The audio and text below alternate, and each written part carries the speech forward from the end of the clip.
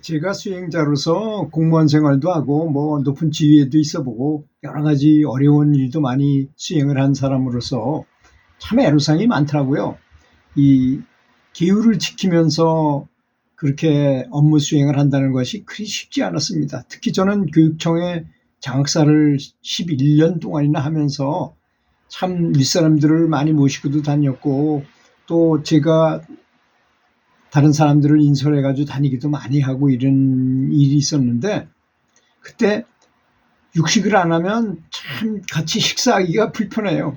그래서 하도 불편했는데 마침 깨달은 선지식께서 같이 간 도반이 본태성 고혈압이라서 위험하니 생식을 하라. 그래서 가만히 보니까 저도 생식을 하는 게 좋겠더라고요. 생식을 한번 해볼 겸 해가지고. 왜? 그 식사하는데 불편을 없애기 위해서 무려 5년 동안이나 생식을 했어요. 하루에 2끼만 먹으면서 그 숟가락으로 여러 가지 처방을 해주십니다. 선지식께서.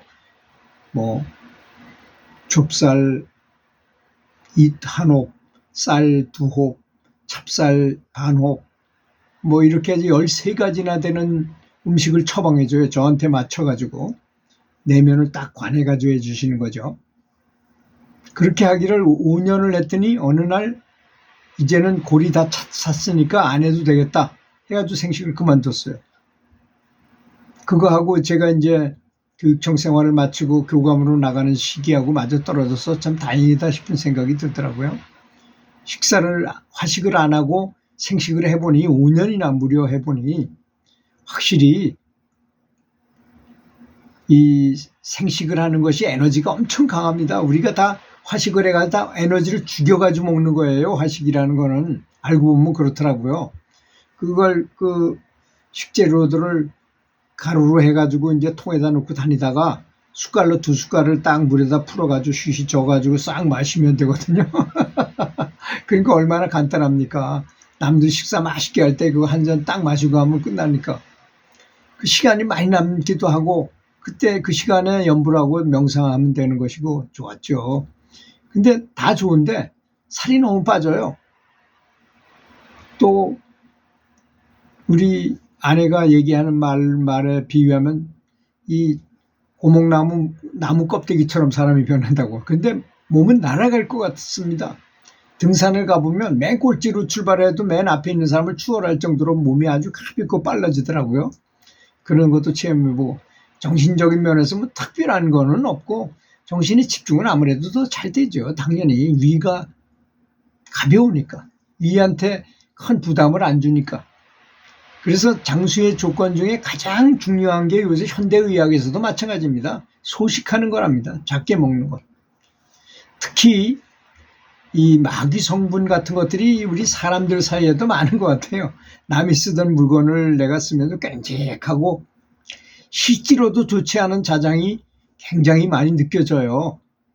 저는 특히 혼자서 이렇게 제가 수행을 오래 하다 보니까 친구들을 만나서 그렇게 얘기해서 참 미안합니다. 이거 얘기하지 말아야 될 만한 내용이에요, 사실은. 친구들하고 같이 만나서 한참 얘기하고 뭐 같이 활동을 하면 사실 에너지가 많이 뺏기는 듯한 느낌이 들어요. 그게 사실입니다. 그러면 집에 돌아와서 옷을 다 빨고 목욕하고 깨끗하게 목욕을 하고 다시 정화하는데 좀 시간이 걸리더라고요. 그렇게 안 되면 좋겠지만. 근데 그건 2가지 종류예요. 내가 한치도 염불을 놓지 않고 계속 하면서 그런 일을 수행했을 때는 아무 문제가 없어요. 근데 뭐 친구들 만나 얘기하다 보면 그런 걸 잊을 때가 있잖아요. 그러면 그런 기운이 전달이 되기도 하더라는 것입니다. 그러니까 이걸 거꾸로 생각해 보면 반대로 선지식을 찾아가서 내가 선지식이 아주 강력한 그 불광을 많이 받고 와. 그러면 그걸 잘 유지하면요. 한 일주일, 2주일까지 그걸 내가 가지고 있을 수 있습니다. 또 명당자리에 가가지고 저는 여주 실륵사 그 강월헌이라는 곳이 있잖아요. 그 정자. 거기가 좀 명당이더라고요. 거기 굉장히 지기가 세더라고요. 거기 가서 길을 이렇게 받아가지고 집에 와서 얼마큼까지 보존시킬 수 있나를 테스트해 본 적이 있는데 일주일까지도 그 보존이 가능합니다. 그래서 선지식을 자주 만나는 게 좋은 게 그렇잖아요. 보통 못은 자석 역할을 할 수가 없잖아요. 그런데 아주 강한 자석에다 한참 붙여놨다가 그 못으로 다른 못을 붙여도 못이 붙잖아요. 그걸 자화 현상이라고 합니다. 그 선지식을 자주 찾아야 된다는 건 그런 의미가 있는 거예요. 꼭 말로 뭘 듣고 물론 말로도 많이 배우지만 옆에 가 있기만 해도 좋은 겁니다. 사실은. 그런 교육은 전혀 무시하고 이론적으로만 뭘 생각하려는 경향이 너무 심해요. 우리 사람들은. 그래서 선지식을 친견하려고 하는 것입니다. 그래서 그런 다른 사람의 이제 물건을 내가 써야 돼. 저는 중고 물품을 많이 사용해요. 차도 중고차를. 왜 중고차를 사느냐? 새 차를 사면 엄청나게 나빠요. 화학 냄새가 그 화학 제품들의 그 엄청난 화학 그게 있잖아요. 차 안에.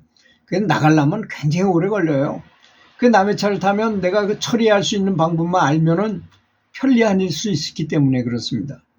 그래서 저는 레몬을 추천해요. 저도 선지식한테 들은 이야기인데 이 사기 나쁜 쪽에 있는 것들은 아주 향기를 싫어하는데 그중에서도 레몬 향기를 제일 싫어한답니다.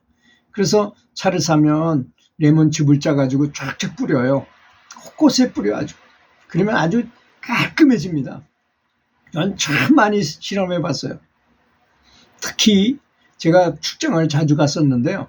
인천 쪽에 가가지고 모텔이 없어가지고 다니다가 러브 모텔에 들어가게 됐어요.